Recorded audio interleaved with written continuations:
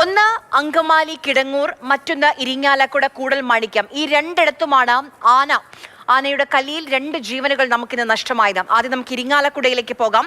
കൂടൽമാണിക്യം ക്ഷേത്രം പ്രേക്ഷകർക്ക് എല്ലാവർക്കും അറിയുന്ന പ്രസിദ്ധമായ ക്ഷേത്രമാണ്. അവിടെ ഉത്സവത്തിനെത്തിച്ച ആന ഇടഞ്ഞ് പാപ്പാനെ ചവിട്ടിക്കൊന്നു. വാഴ്വാടി കാശിനാഥൻ എന്ന ആനയാണ് ഇടഞ്ഞത്. 2ാം പാപ്പാൻ ശ്രീകുട്ടനാണ് മരിച്ചത്. കഴിഞ്ഞ ദിവസം രാത്രി നടന്ന വിളക്ക് എഴുന്നള്ളിപ്പിനിടെ ഇതേ ആന ഇടഞ്ഞിരുന്നു. ആനയെ താൽക്കാലികമായി തളച്ച സ്ഥലത്ത് വെച്ചാണ് പാപ്പാന്മാരെ ആക്രമിച്ചത്. ആക്രമണം നടത്തിയ ആനയെ ക്ഷേത്ര പരിസരത്ത് നിന്ന് നീക്കിയിട്ടുണ്ട്.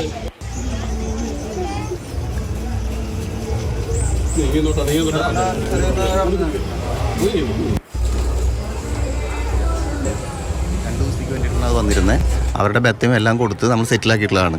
അപ്പോൾ അവർ ഇന്ന് കാലത്ത് കൊണ്ടുപോകുന്ന പറഞ്ഞിരുന്ന ആനേനെ. പക്ഷെ കാലത്ത് അവർ ഇവിടെ കെട്ടിയിട്ട് അവർ ആനേനെ കുളിപ്പിച്ചൊക്കെ കഴിഞ്ഞ് അവിടെ കെട്ടി. അതിനടുത്ത് 1ാം പാപ്പൻ കിടന്നുറങ്ങുന്നുണ്ടായിരുന്നു.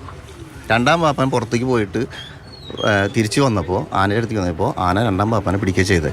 2ാം പാപ്പനെ പിടിച്ച് ആന ചവിട്ടി കൂട്ടുകയും ഇന്നലെ രാത്രി എഴുന്നള്ളിപ്പിൻ്റെ ഇടയിൽ തെക്ക് വശത്ത് എത്തിയപ്പോൾ ഇതേ പറഞ്ഞ ഈ 2ാം പാപ്പാൻ ആനയുടെ സൈഡിൽ കൂടെ പോയപ്പോൾ ആന 2ാം പാപ്പാനെ ഒന്ന് തട്ടാൻ മീൻസ് ഒന്ന് കുത്താൻ ആഞ്ഞു. ആ വഴിക്ക് ആൾ വീണു.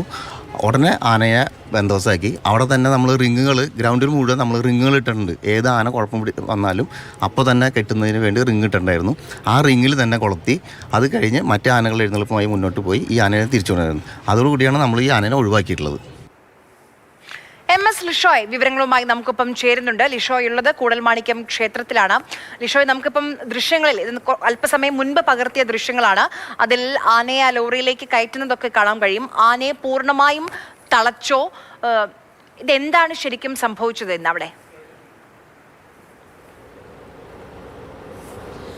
അതായത് ഇന്നലെയാണ് ഇതിൻ്റെയൊക്കെ തുടക്കം എന്ന് പറയുന്നത്. ഈ കാശിനാഥൻ എന്ന് പറയുന്ന ആന ഇന്നലെ വിളക്കെഴുന്നള്ളിപ്പിന് ഇടയുകയും ചെയ്തു. അതായത് ഈ 2ാം പാപ്പാനെ തന്നെ, ഇന്നിപ്പോൾ മരണപ്പെട്ട 2ാം പാപ്പാനെ തന്നെ കുത്താനായി ശ്രമിക്കുകയും ഒക്കെ തന്നെ ചെയ്തു. അതോടുകൂടിയാണ് ദേവസ്വം ഭാരവാഹികൾ പറഞ്ഞത് ഇനി ആനയെ ഇറക്കേണ്ടതില്ല എന്ന്. ഇന്നലെ തന്നെ ആനയെ അവിടെ നിന്ന് മാറ്റുകയും ചെയ്തു. എന്നിട്ട് അവർക്ക് കൊടുക്കാനുള്ള ബാക്കി ഈ ആനയ്ക്ക് നൽകാനുള്ള പണവും ആനക്കാർക്ക് നൽകാനുള്ള പണവും ഉൾപ്പെടെയുള്ള കാര്യങ്ങളൊക്കെ തന്നെ നൽകി ഇന്നലെ തന്നെ ആനയെ ഇവിടെ നിന്ന് കൊണ്ടുപോകാൻ ആവശ്യപ്പെടുകയാണ് ചെയ്തത്. എന്നാൽ ആനയെ ഈ തൊട്ടടുത്തുള്ള പറമ്പിൽ തന്നെ തളച്ചിരിക്കുകയായിരുന്നു. ഇന്ന് കൊണ്ടുപോകാനാണ് ഉദ്ദേശിച്ചിരുന്നത്. അതിനിടയിലാണ് ഇന്നിപ്പോൾ 1ാം പാപ്പാൻ ഈ ആനയുടെ തൊട്ടടുത്ത് കിടന്നുറങ്ങുന്നുണ്ടായിരുന്നു. അതിനിടയിൽ മറ്റൊരു പാപ്പാൻ, അതായത് ഈ 2ാം പാപ്പാൻ അങ്ങോട്ടേക്ക് എത്തുകയും ആനയുടെ അടുത്തെത്തിയ സമയത്ത് ആന ഈ 2ാം പാപ്പാനെ പിടിച്ച് കുത്താൻ ശ്രമിക്കുകയും ചവിട്ടി പരിക്കേൽപ്പിക്കുകയും ഒക്കെ തന്നെ ചെയ്തത്. ഗുരുതരമായി ഈ 2ാം പാപ്പാൻ ശ്രീകുട്ടനെ പരിക്കേറ്റു. 25 വയസ്സുകാരനാണ്.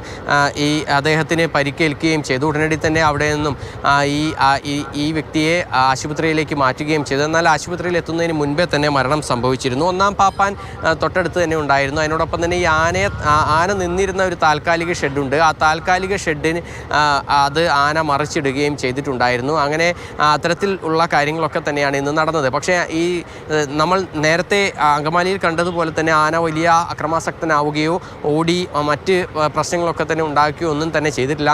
ആനയെ അവിടെ തളച്ചിരിക്കുകയായിരുന്നു. ആ തളച്ച് ഇട്ടിരുന്ന അതേ സ്ഥലത്ത് വെച്ചാണ് ഈ സംഭവങ്ങളൊക്കെ തന്നെ ഉണ്ടായത്. പിന്നീട് കൂടുതൽ ഈ എലിഫൻറ്റ് സ്ക്വാഡ് ഉൾപ്പെടെയുള്ള പ്രവർത്തകരൊക്കെ തന്നെ അങ്ങോട്ടേക്ക് എത്തുകയും ഈ ആനയെ പിന്നീട് അവരുടെ എല്ലാം സഹായത്തോടു കൂടി കൂടുതൽ ബന്ദോബസ്താക്കി നേരെ ലോറിയിലേക്ക് കയറ്റുകയുമാണ് ചെയ്തത്.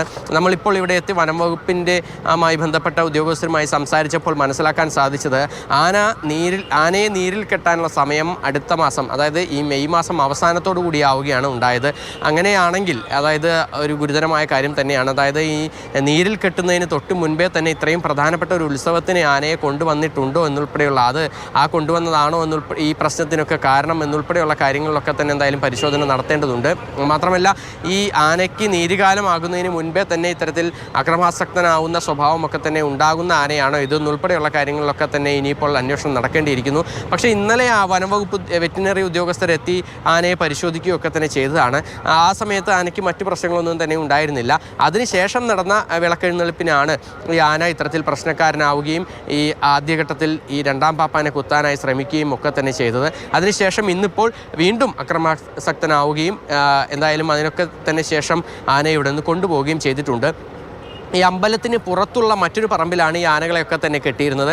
അതുകൊണ്ട് തന്നെ മറ്റ് സാധാരണ ആളുകൾക്കോ അല്ലെങ്കിൽ ഉത്സവവുമായി ബന്ധപ്പെട്ട ആളുകൾക്കൊന്നും തന്നെ മറ്റ് പ്രശ്നങ്ങളൊന്നും തന്നെ ഉണ്ടായില്ല.